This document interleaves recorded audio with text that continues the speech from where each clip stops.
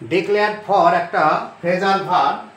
এই ফ্রেজাল ভার্বের অর্থ হচ্ছে কোনো কারণে কিছু ঘোষণা করা, অর্থাৎ নিচের বাক্যটার মাধ্যমে আমরা কিন্তু বুঝতে পারবো।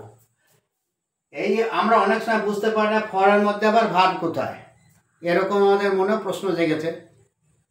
তো ফরকে যখন বিশ্লেষণ করা হবে সূক্ষ্মভাবে, তখন কিন্তু ফরের মধ্যে ভার্ব খুঁজে পাওয়া যাবে।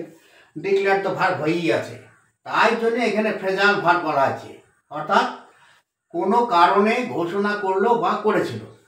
এবার আমরা এই প্রাইভেটে কি করতাম, একটা বাক্য দিয়েছিল শিক্ষক মশাই, your school declared a holiday for the Reigns.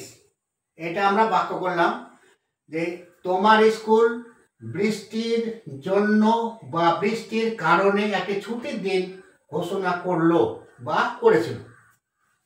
এখানে কি লিখলাম, বৃষ্টির কারণে তোমার স্কুল একটি ছুটির দিন ঘোষণা করলো।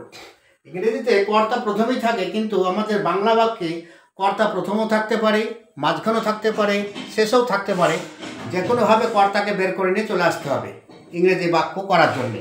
তারপরে ভার্ব, তারপরে অবশিষ্ট শব্দাংশ, যে বাংলা শব্দাংশগুলো আছে তার ইংরেজি অর্থ শেষ থেকে সাজাতে হবে। যাই হোক, ভুলটা ধরানো হয় কিভাবে, কেন আমরা শেষ থেকে সাজানো পদ্ধতির মাধ্যমে ইংরেজি শিখবো। দেখো, নিজেকে সাবলীল, নিজেকে স্বয়ংসম্পূর্ণ করা যাবে শেষ থেকে সাজানো পদ্ধতির মাধ্যমে, এবং এটা এইভাবে শিখলে আমরা ইংরেজি শিখতে ভালোভাবে ইংরেজি শিখতে পারবো। তাহলে your school declared a holiday for the Reigns. এবার তোমার স্কুল বৃষ্টির কারণে একটি ছুটির দিন ঘোষণা করলো। ব্যাস, এটা 12 বাক্য শেখার পর আমরা বাড়ি চলে গেছিলাম। তারপরে একদিন বা দুদিন পরে আবার শিক্ষক মশাই করলেন কি, এই বাক্যটা আমাদেরকে দিলেন যে এই বাংলা বাক্যটার ইংরেজি করো। তখন বৃষ্টির কারণে তোমার স্কুলে একটি ছুটির দিন ঘোষণা করলে আমরা লিখলাম কি, আমরা কয়েকজন, সবাই না, ওর মধ্যে ভালো ছাত্রও ছিল। তাহলে এখানে আমরা লিখলাম বাংলা বাক্য থেকে ইংরেজি করার সময় ইওর স্কুল ডিক্লেয়ার্ড। এইবার আমাদের মধ্যে একটা অসুবিধা হতো, হলিডে হবে ডিক্লেয়ারের পরে না এই রেন্সটা হবে, আমরা বুঝতে পারতাম না। তো আমরা ভুলভাল করে এটা লিখে দিয়েছিলাম, your school declared the Reigns for a holiday. এবার দেখো, এই যে বাক্যটা ভুল, এটা আমরা বুঝবো কী করে?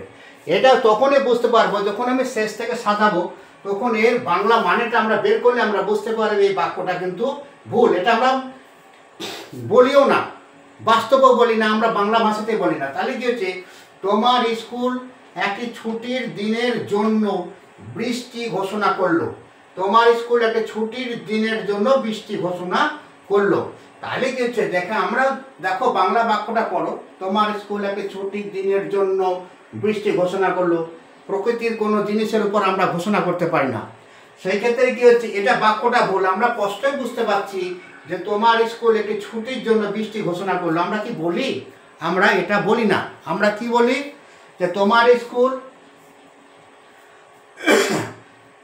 কি বলি, যে বৃষ্টির কারণে তোমার স্কুল একটি ছুটির দিন ঘোষণা করলো, এটাই বলি। তাহলে এটা আমরা স্পষ্টতই বুঝতে পারছি এই বাংলা বাক্যটা ভুল।